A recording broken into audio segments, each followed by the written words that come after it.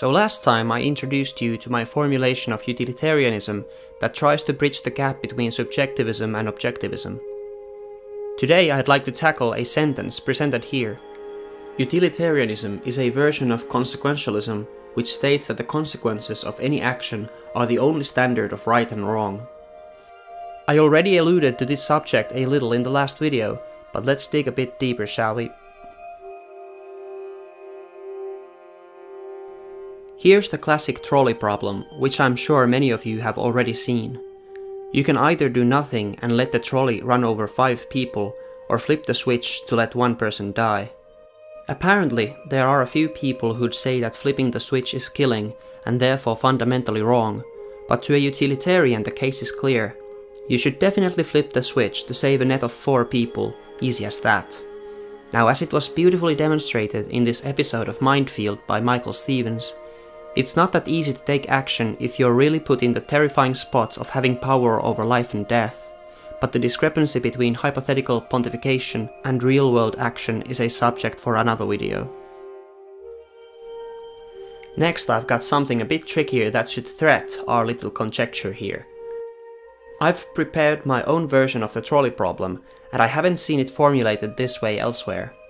If the switch is not flipped, the trolley would head down a path that splits along the way, killing either 3 people or no one.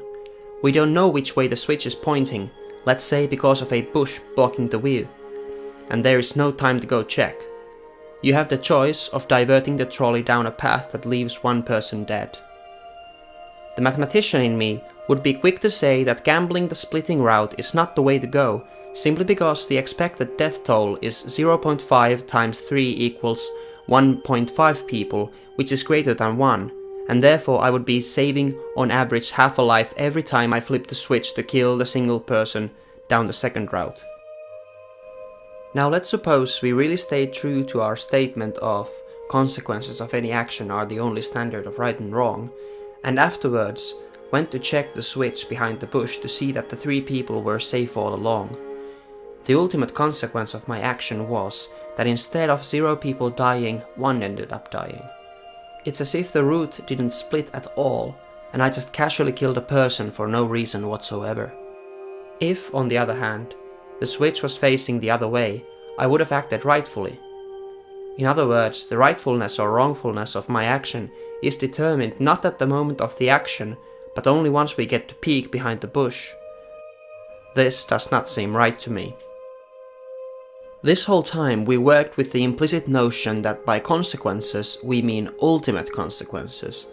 We could fix this and get our philosophical conjecture to be in agreement with the mathematician in me by switching the word ultimate to the word expected, but this opens up a very big can of worms. What is the relationship between science and ethics? You see ethics as nested inside scientific realism. Now obviously that's a contentious claim, which is not the same as it being wrong. But the fact that it's contentious, read David Hume and his problem with deriving an ought from an is, means that there is a real problem there. I see scientific realism as nested inside Darwinian competition. At least potentially, not necessarily. I could be wrong. But I am trying to address the real problem. And I think the fact that you're addressing the science/ethics problem indicates that you see that there's a real problem there too. That open letter was made after this infamous podcast among the 2 greatly admired thinkers that ended up in a clash of definitions of truth. Sam's was the one resembling what is commonly accepted, as in truth is that which is objectively factual. Jordan's seemed quite a bit more personal. He called it Darwinian truth. It appeared rather nebulous and intuition-based, and Sam was quick to paint him into a bit of a corner with simple hypothetical situations trying to expose a contradiction in Jordan's thinking. Then again, it's just that the expected ethical value of different actions cannot be reduced to a simple piece of probability arithmetic pretty much ever.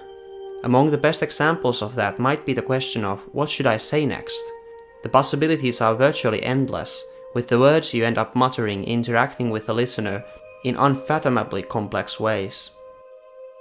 I came to think of a visualizing gradient to classify ethical problems. The number of possible moves could be the y-axis, and the x-axis could represent the degree of interactive complexity between an action and its consequences. Maybe we could have a third axis representing missing information we would like to have, i.e. switches behind bushes, but they should work to get my point across. We could set the following questions of should I flip the switch in the trolley problem and what should I say next during an engaging conversation as exemplars of the two extremes here. The closer you are to the lower left corner, the more reducible your problems are to something that could be solved or at least roughly estimated by mathematics and science, having first laid down some very basic ground rules. But as you move up and right, quantitative tools become increasingly powerless, and the more you just have to rely on abstract amalgamation of intuition, emotion, and earlier experience. So basically, these two extremes kind of have in a pretty real way their own truths. Lower left corner having mathematically provable, objectively factual ones, while in the upper right you can only get answers that are true enough, just like I hope this sentence was. As I saw it, during the podcast Sam was operating in the lower left section, while Jordan was way up and right. And as Sam tried to find common ground by making simpler and simpler cases that Jordan just couldn't refute, so Jordan tried more and more to convince Sam that the world really wasn't that simple. Both were right in their own way, although I personally think it's on Jordan to find better terminology for the truth of the upper right. Both being assertive as hell, they ended up drifting apart to their preferred domains of what to set straight first. Yet again, I have to stress that both of them have been absolutely integral in my philosophical awakening, so I'm left doubting myself quite a bit. Could my comments really help them find common ground again? I'm just a first year med student and not even a native English speaker, so what the hell do I know? Be sure to link this video around to have a chance to see what the two sirs think themselves.